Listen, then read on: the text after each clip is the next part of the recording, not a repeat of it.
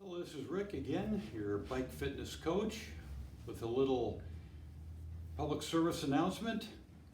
So let's talk about buying a bike.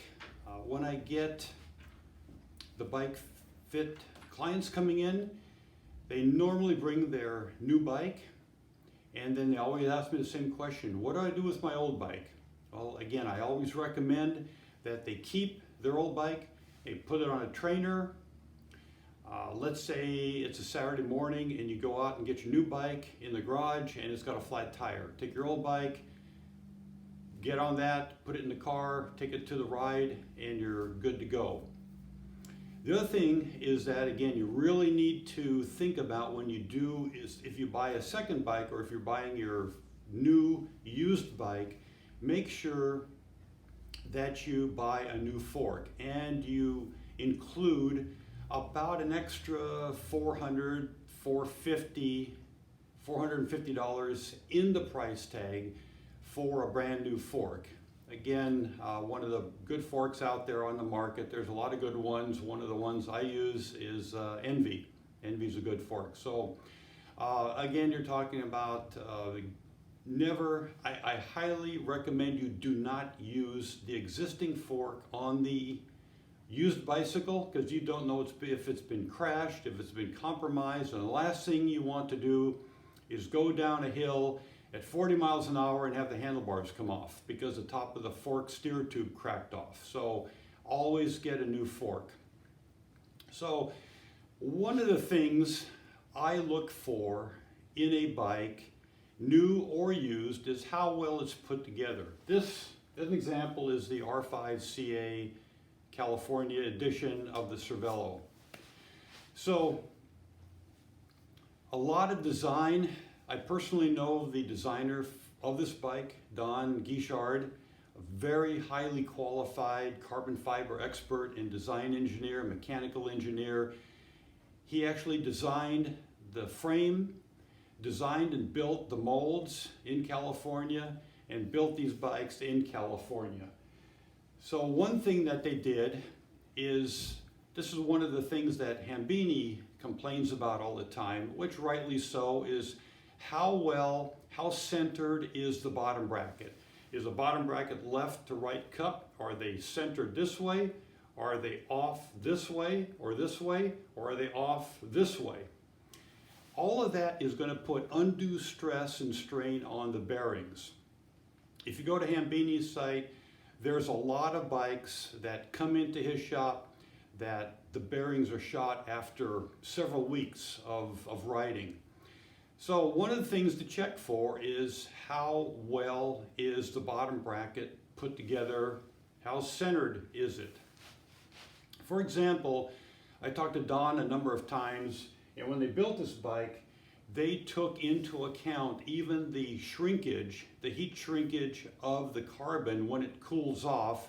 So from when it comes out of the mold, they bake it, and then there's a cool off process. In the cooling off process, some things will shrink more than others depending on how much carbon, if there's any aluminum in there, any aluminum support, how thick the carbon, what grade of carbon. It all shrinks differently as it cools down. So they put a lot of thought and analysis into the bottom bracket on the R5CA. And one of the things you look for is spin the cranks. If you spin them hard and they go around a half a turn and stop, there's something wrong. Either the preload is too much on the bearings, or the bearings are misaligned via the bottom bracket shell. As an example, this bike is 11 years old now. I got about 150,000 kilometers on the frame, and it's still holding up. It's been turned into a home indoor trainer as well now.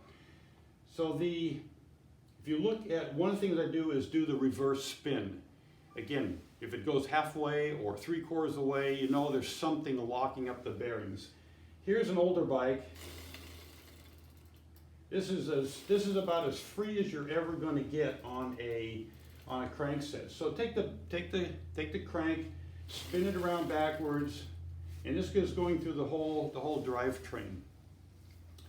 Another note is there's been talk on different YouTube channels about repacking bearings or taking the seals off of bearings and repacking them with grease,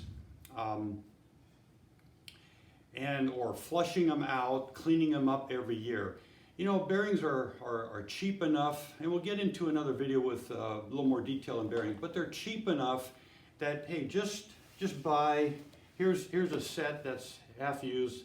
I buy them in lots of 10 and use them on the bikes. Replace other people's bearings as well. But what about an indoor trainer bike?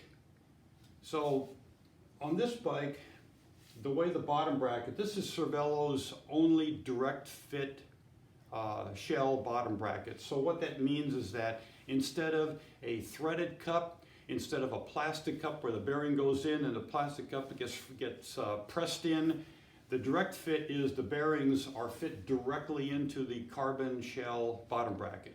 So there's no plastic cups. Anyway, they wanted to go lightweight as possible on this bike. That was one of the ways to reduce some weight.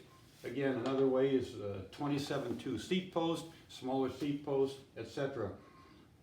So if you do want to repack the bearings, I know they say on these YouTube channels to be very careful with the seals.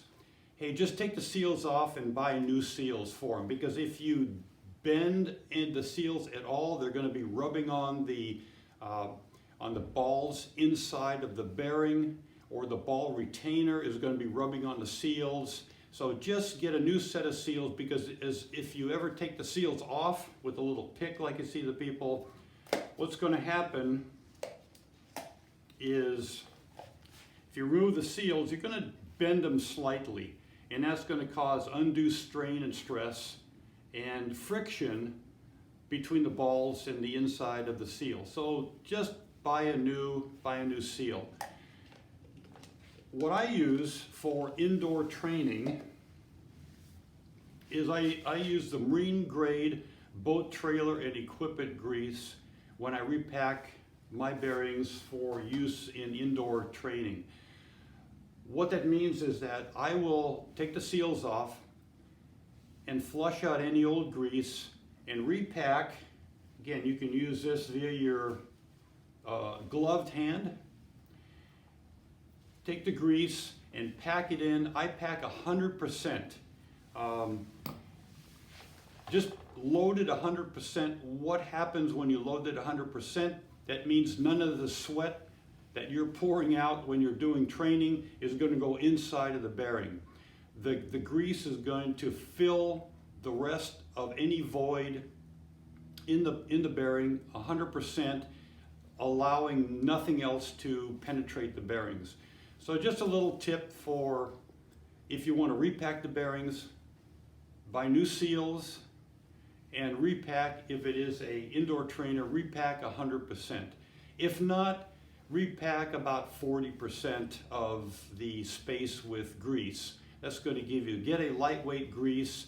Wolf Tooth has a very good low viscosity grease that lasts a long time, as well as reduces the friction, which is very important, because what happens if you use too thick of a grease, and this is a thinner